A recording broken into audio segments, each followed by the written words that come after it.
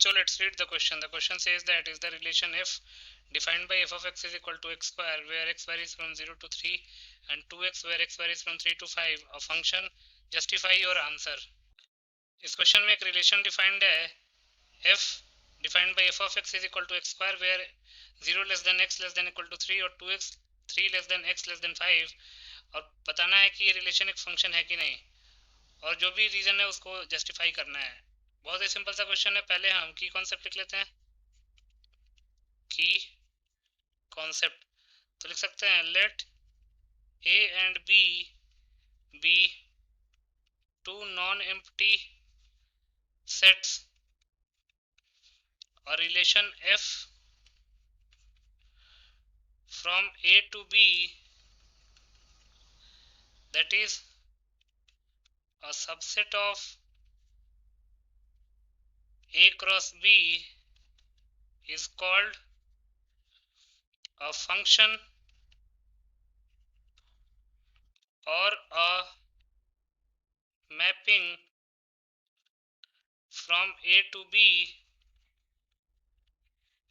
if first for each a which belongs to a there exists b which belongs to b such that a comma b belongs to f. दूसरा a comma b belongs to f and a comma c belongs to f, it means b is equal to c.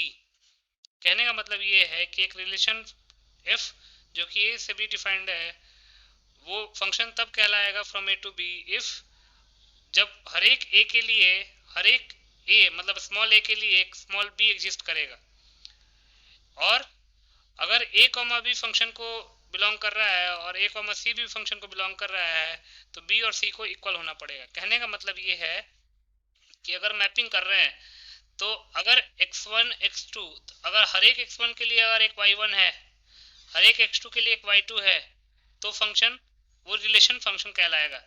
या फिर अगर 2x के लिए same y है तो ये function कहलाएगा। इट इज अ फंक्शन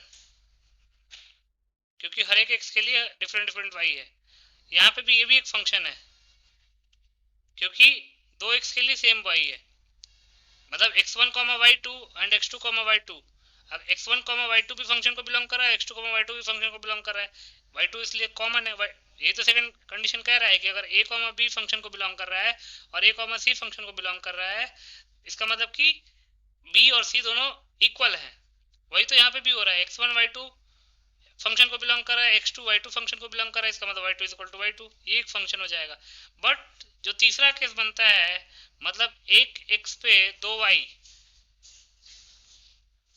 ये एक फंक्शन नहीं कहलाएगा। This is not a function, not a function. एक x पे 2y नहीं होना चाहिए। एक रिलेशन फंक्शन तभी कहला सकता है जब हर एक a जो कि सेट a में बिलोंग करता हो उस हर एक a के लिए एक b एग्जिस्ट करता हो जो कि सेट b में बिलोंग करता हो such that a b belongs to f। और दूसरा अगर a b f को बिलोंग कर रहा है और a c f को बिलोंग कर रहा है इसका मतलब b और c इक्वल होगा।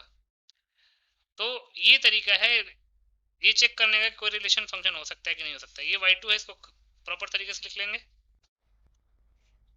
ये y2 है। अब इसी की कॉन्सेप्ट को यूज करके इस क्वेश्चन को सॉल्व कर लेते हैं। फंक्शन क्या दे रखा है given that function f of x is equal to x square if x varies from 0 to 3 2x if x varies from 3 to 5 3 to 5। अब अगर आप ध्यान से देखेंगे तो यहाँ पे x is equal to 3 के लिए दो वैल्यूज आ रही है। here at x is equal to 3 f of x is equal to x square that is 3 square that is 9 and at x is equal to 3 इस ये भी तो 3 इक्वल टू के लिए डिफाइंड है तो f of x is equal to 2x which is equal to 2 into 3 that is 6। मतलब 3 पे वैल्यू 9 भी आ रही है और 3 पे वैल्यू 6 भी आ रही है। मतलब ये वाला केस बन रहा है get x is equal to 3, y की वैल्यू 9 भी आ रही है और 6 भी आ रही है, तो ये फंक्शन नहीं कहलाता है, नॉट अ फंक्शन। आप देख सकते हैं कि कॉन्सेप्ट में यही तो लिखा हुआ है, ये वाला जो एक x के करस्पॉन्डिंग 2y नहीं होने चाहिए। तो लिख सकते हैं therefore hence f of x which is x square where x varies from 0 to 3 and 2x if x varies from 3 to 5 is not a function। यहाँ पे लिखना जरूरी है, और रिलेशन f डिफाइंड बाई, ये एक रिलेशन है not a function. Relation f defined by f of x is not a function because it is not satisfying the conditions of a relation to be a function। एक relation के function होने की conditions को ये define ही नहीं कर रहा है, तो ये रिलेशन फंक्शन नहीं कहलाएगा। So this relation is not a function. So this is your final answer. I hope you understood it well. Best of luck.